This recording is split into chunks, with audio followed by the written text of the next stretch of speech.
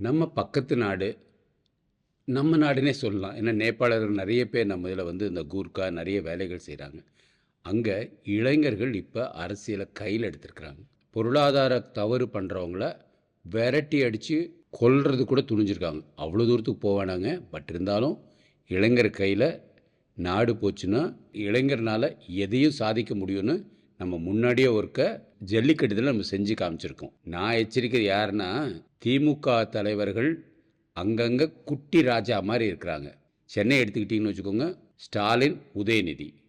திருச்சி எடுத்துக்கிட்டீங்கன்னு வச்சுக்கோங்க, கே.என். நேரு அவங்க பையன். அது இல்லாம நம்ம ஸ்டாலினோட சொந்தக்கார பையன் ஒருத்தன். திண்டுக்கல் எடுத்துக்கிட்டீங்கன்னு வச்சுக்கோங்க, ஐ. பெரியசாமி, அப்புறம் செந்தில், அப்புறம் அவங்க குடும்பத்தினர்கள்.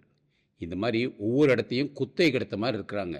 ஏதாவது ஒரு இடத்துல இளைஞர்கள் கோவம் வந்து விரட்டி அடிச்சு, அங்கங்க இருக்கிற ஆத்துல தூக்கி போடுவாங்க பாருங்க.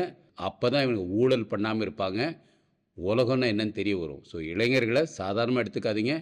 திடீர்னு அவங்களுக்கு கோவம் வந்துச்சுன்னா ஒண்ணா சேர்ந்துருவானுங்க. ஆனா திமுக அரசுக்கு நான் எச்சரிக்கை விடுறேன்.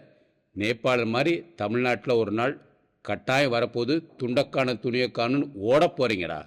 அதுக்கு தயாராகிக்கோங்க. இளைஞர்கள் படித்தவர்கள், அவங்க பொறுமையா இருக்கிறான்னு நினைக்காதீங்க. வெறும் ஐபிஎல்லையும் கபடியும் விளையாண்டுட்டு இருக்கிறாங்கன்னு நினைக்காதீங்க. அவங்களுக்கு கோவம் வந்துச்சுன்னா சாது மிரண்டா என்ன ஆகும் தெரியும் இல்லையா? காடு கொள்ளாது. அதை தெரிஞ்சுக்கோங்க. நேபாளம் தமிழ்நாட்டில் வர்றதுக்கு ரொம்ப நாள் ஆகாது. வாழ்க பாரதம், வளர்க தமிழகம்.